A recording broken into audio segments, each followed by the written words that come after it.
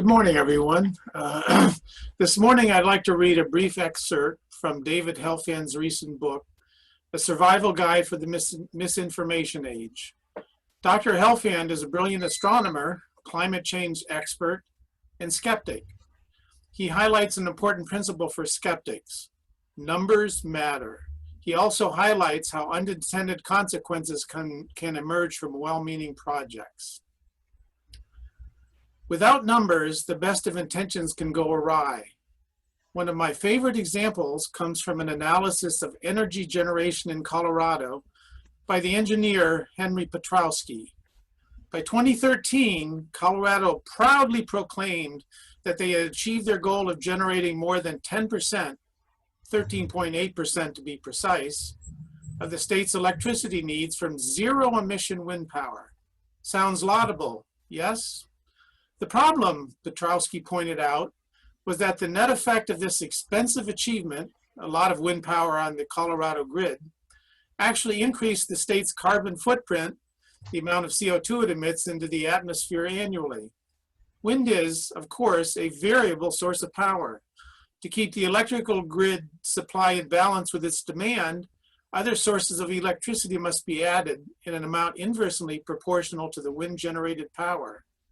The principal alternative source in Colorado is coal-fired power plants that produce far more CO2 per kilowatt hour generated when they are turned on and off frequently than when they are run at a steady rate. Thus, in fulfilling a goal designed to mitigate its impact on the global climate, the absence of a quantitative analysis of its energy production system meant Colorado achieved the opposite effect. Numbers matter.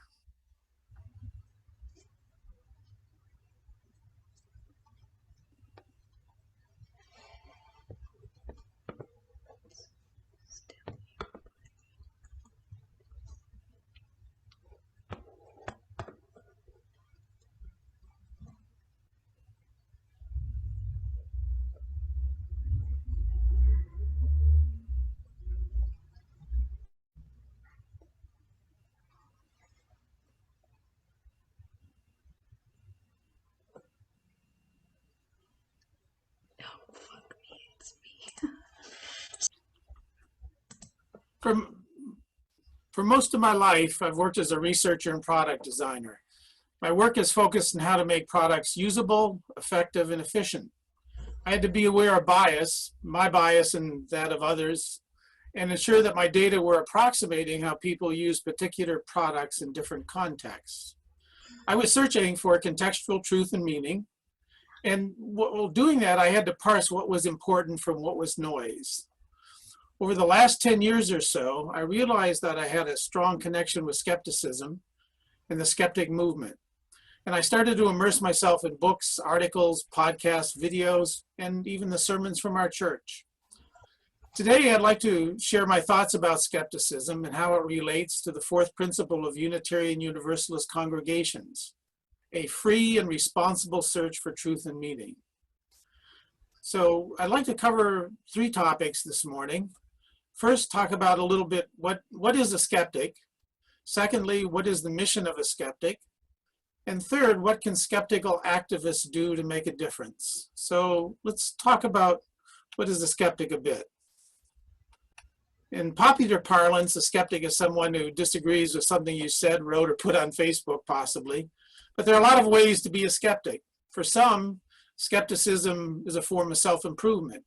You dig deep into a particular topic for academic enhancement, or to protect yourself from scams, fake news, fad diets, and nutritional substances that have not been tested by the FDA.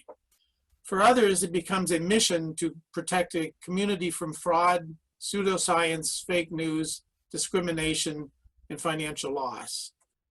One of the things I've noticed that we do very well in this church is warn people about scams and sort of pass on information. When we warn First Parish members of scams on our social network that often come in the guise of anxious emails, we are being good skeptics.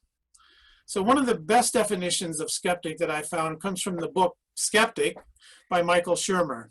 Michael is the founding publisher of Skeptic Magazine, the executive director of the Skeptic Society, and a monthly columnist for Scientific American. So let me quote Michael Shermer. Perhaps the closest fit of the word skeptic to what we equate with a skeptical or scientific attitude is a seeker after truth, an inquirer who has not yet arrived at definite convictions. Skepticism is not seek and ye shall find, a classic case of what is called the confirmation bias in cognitive psychology, but seek and keep an open mind. What does it mean to have an open mind? It is to find the essential balance between orthodoxy and heresy, between a total commitment to the status quo and the blind pursuit of new ideas, between being open-minded enough to accept radical ideas and so open-minded that your brains fall out. Skepticism is about finding that balance. So, contrary to sort of the popular definition, there's much more to a skeptic than arguing frequently with friends, colleagues, and strangers. A few attributes of good skeptics: they respect knowledge and realize that beliefs, attitudes, and actions are colored by one's background and their culture. They're aware of the ways we deceive ourselves and fall prey to sloppy thinking, biases, and evidence not based in science. Of course, this doesn't always make us do the right thing. So skeptics look at multiple sides of claims made by others. They're good at playing devil's advocate. They're adept at separating persuasive messages from informational messages. They use critical thinking techniques and avoid ad hominem attacks. And very important, when they weigh the ethical consequences of their choices to themselves and others. So this is sort of perhaps exemplified now about all the discussion about wearing masks and when to wear masks and such. A lot of ethical thoughts go into that. So I sort of wanted to talk some about the mission of a skeptic. I think being a skeptic is sort of fraught with a lot of hazards, and the mission is fairly broad. So let's see how this breaks out for you. So a major task for skeptics, like Unitarian, is the search for truth and meaning. One of the things that comes up in a historical background is that skepticism is often sort of pronounces that there should be no magic or paranormal allowed. There are probably some exceptions there, but historically, professional skeptics have invested effort to debunk mediums, clairvoyants, and diviners. Houdini, the famous magician and escape artist, debunked spiritualists and even a man with X-ray eyes.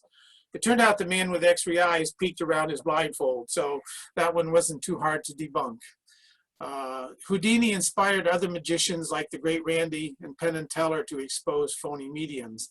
And we might think this is not so important. On the other hand, every year, tens of thousands of people are bilked out of money from spiritualists and mediums and those pretending to have supernatural powers. So it's kind of interesting.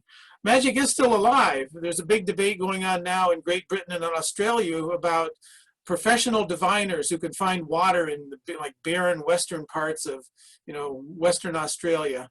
And I dug around a bit and found that the British Society of Dowsers has a website with 40 professional dowsers who offer services ranging from water dowsing to vortex healing. So magic is still alive in many places.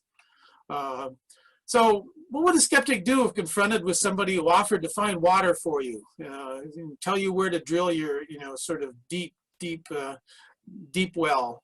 So, well, around 1980, a group of skeptics offered a $50,000 award for anybody who could divine water for real. So what do you think happened? No one got the money. In controlled test of dowsing over the last 100 years, in fact, including that particular study, no results have been better than chance. So now, magic might have sort of different meanings in our technological society and come in many forms. So from miracle memory aids that you see at the nightly news to copper-infused socks that make you an athletic marvel, and on the side keep foot odor to a minimum. So one thing a skeptic can do is kind of be aware of modern magic now in different guises.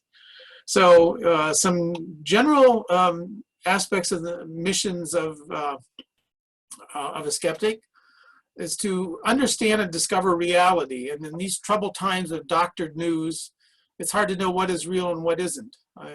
Personally, I find myself routinely going to Snopes.com, the service that evaluates the degree of truth to claims made in the media.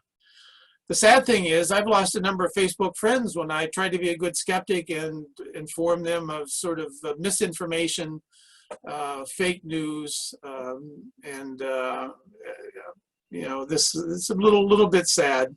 I've had people tell me that they don't believe in looking at sites that refute their beliefs, so some issues there. Another part of the mission of skeptics is to expose myths and malicious acts that can hurt people in both subtle and explicit ways. I mentioned the memory aids a moment ago. These I've been seeing displayed on TV during the nightly news shows. Like maybe the timing is meant to associate news, good, the national news with the power of the drug. So they used to show a chart showing how memory improved after taking the drug. The data were challenged by the FDA, and now there are ads with people giving their endorsements to the drug rather than charts showing how effective the drug is. So the ads are anecdotes and should be taken with a scientific grain of salt. So a skeptic has to be aware of biases that influence how we perceive the action of others. One example of this is the power of something called the fundamental attribution error. This is an example of a powerful bias that pervades our conversations and reactions to others. The fundamental attribution error is the tendency to view the reasons for our own behavior as caused by external events, situational events out of the world. And I was late because there was too much traffic.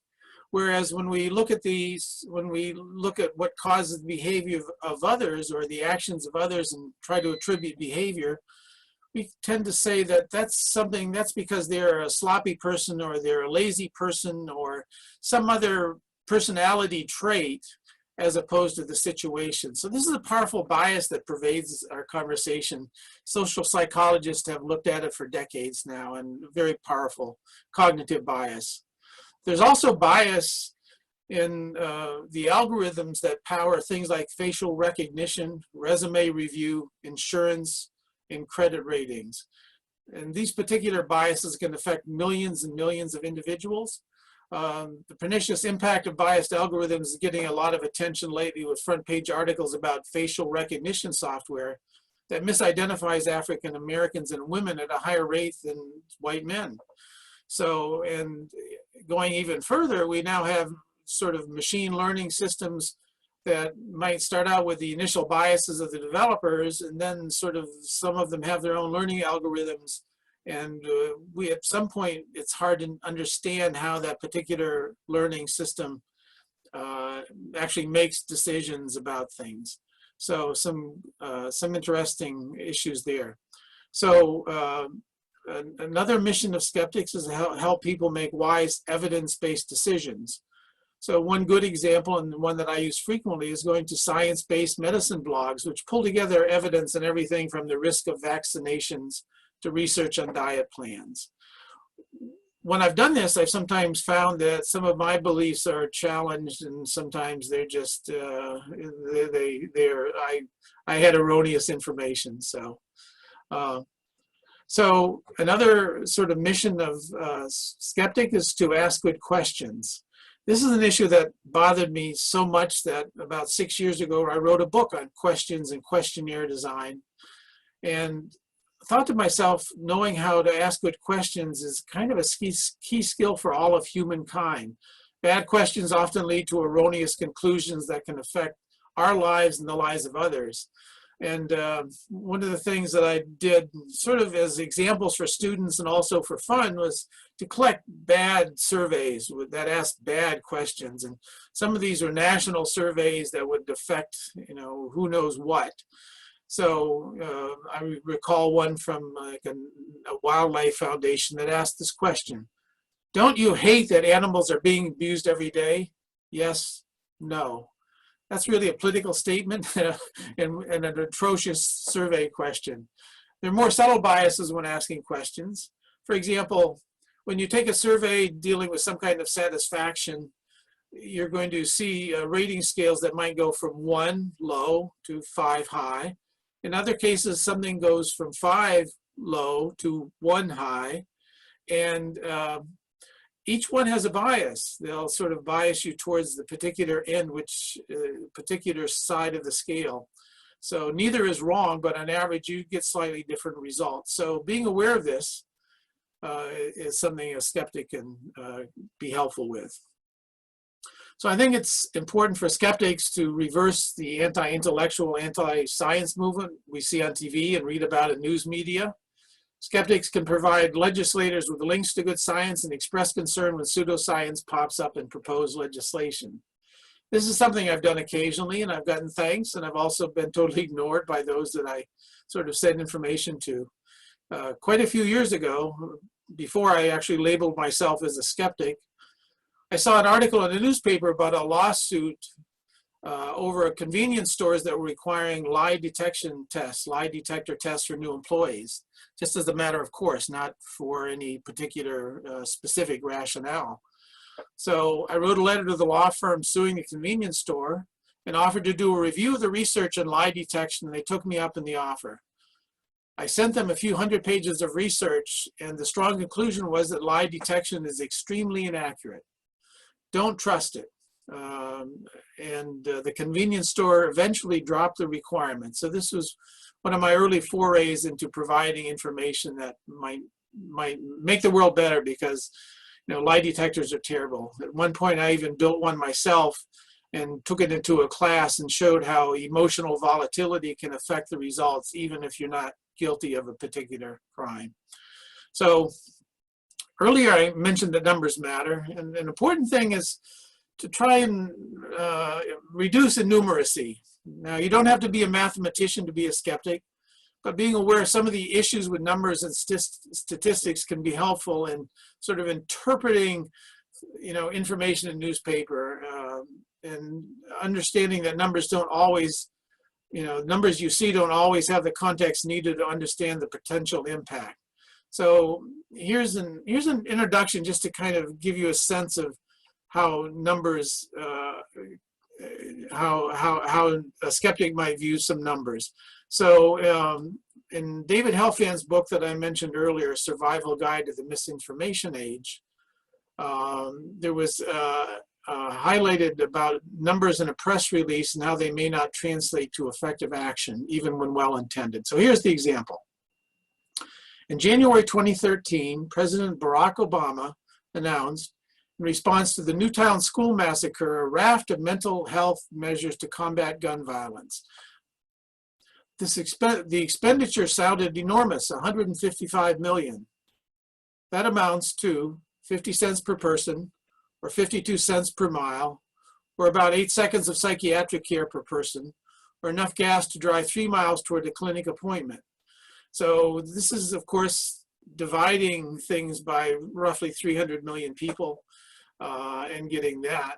But if you think about how far that money would go in individual cases, it's still rather limited sum, even though it sounds very large. So the meaning of large numbers that are out of context is not always clear. Now, my brand of skepticism specifically is scientific skepticism, and it was something coined by Carl Sagan, who Kate talked about earlier, the charismatic astronomer and host of the show Cosmos. Scientific skepticism is the foundation of skeptical activism. Scientific skeptics try to understand reality by applying empirical methods and critical thinking to the claims of others. So maybe a lot of you saw in last Wednesday's paper the headline, "First coronavirus vaccine tested in humans shows early promise." The vaccine, which is being developed by government scientists in a company called Moderna, appeared safe and provoked an immune response in 45 people in a study. So how excited should we be about this headline? A scientific skeptic would smile just a bit, because we all want to sort of escape this isolation of the pandemic when hearing this news, and then would think about what type of study, what was the source of the study, how relevant was the sample size. Now this was a phase 1, sort of phase 2 trial, I gather. The source of the study was New England Journal of Medicine, so it had some credibility. Who were the participants? Well, they were people who were generally healthy and not very old or very young. Level of antibody response, the age of the participants, who ran the study, how many people dropped out. So kind of going through skeptical thinking of this, I think when I saw this ad that a lot of people are going to get very excited, whereas vaccines might take years to come to fruition, even with all the genetic tools that we have now. So, I looked around and found the fastest vaccine that ever came to market, at least in my research, was the mumps vaccine, which took 4 years from 1963 to 1967. HPV was tested for 6 to 7 years. The rotavirus vaccine, which prevents diarrhea in small children and is really important in both developed and undeveloped countries, took 27 years to develop. So these were, we have advanced a lot in our scientific knowledge, but, I saw that headline and thought, looking at it from a skeptical viewpoint, it's good news, but it's late good news so far. So, and I did notice there were a lot of people posting this on Facebook, posting this particular article and headline, but I'd be cautious. Paul Offit, the inventor of the rotavirus vaccine, a pediatrician and a prominent speaker at scientific and skeptic conferences, had this to say in the New York Times article. The neutralizing antibodies and other immune responses were a good sign, but that it is not known yet whether they would actually protect people against the virus or how long they would last. The side effects were a small price to pay for protection against a potentially severe disease, he said. So fever may be a cause for concern once the vaccine is given to large numbers of people. You always worry that fever, especially high fever, could lead to other things, Dr. Offit said, adding that only a large controlled study can determine whether the vaccine is truly safe and effective. Otherwise, it's reading the tea leaves, he said. You just don't know anything until you do a phase 3 trial. So we have to be a little cautious, and I'm seeing so much discussion in forums and newspapers. There are conspiracies out there as well, and one of the things that scares me even more as a skeptic is that I'm seeing, I think yesterday I saw that something like 34% of people are worried about taking the vaccine that's coming because of generalized fear and anti-vax sort of agitation. So, well, let me close a little bit talking about what we can do. What could we do?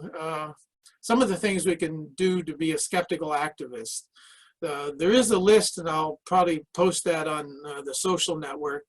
But one skeptic group compiled a list of over 100 different ways to support skepticism, to support skeptical activism.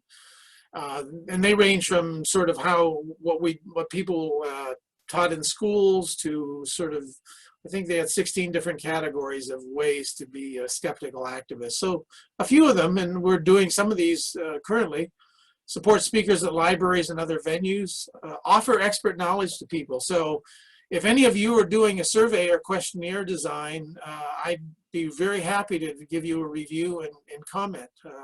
So I'll offer my expert knowledge in terms of survey and question design. We can support the development of critical thinking in children. There are actually programs for young children that parents and teachers can use to develop critical thinking, logical thinking, and to have kids understand different sides of an issue and to have empathy with different groups. We can provide fact sheets with solid references on health and social issues. I sometimes do this in my Facebook postings, kind of put out there sort of information. We can continually question numbers and statistics.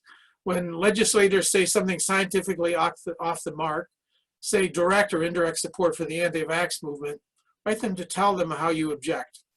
When legislators are on the mark, say with climate change legislation, send a note of appreciation. So you won't always be happy with the results, but it gives a chance for things. You can wear, this is kind of a one that I've taken to heart, you can wear and display your skepticism. I have a collection of t-shirts that have different sayings or mathematical equations, or that say something like, ask me about, and then a topic. And this is something where you can get strangers to engage you in a gym about in a gym or walking in the street, or, and now on Zoom, people have actually asked me on Zoom to, what does that shirt say? And get into a discussion there. So there's some good ones in that sense. You can write to stores, manufacturers, and media outlets that make unscientific claims. You can see those going by. I'm seeing so many things like, take vitamin D for COVID virus protection, sort of be clear there. You can support skeptical publications like Consumer Reports. And there are a wide variety of podcasts that are both informative and engaging and entertaining in some cases. For example, Skeptoid, Skeptic's Guide to the Universe in the Skeptic Zone. So there are a number of things we can do, and I'd be happy to talk with people about any of them. So that's the sort of my talk for today. I'd like to thank you for joining me this Sunday morning, and there's so much more. I had my head filled with things, but I didn't think people would want to go on until 2 or 3 in the afternoon. So anyway, thank you very much, and appreciate your time.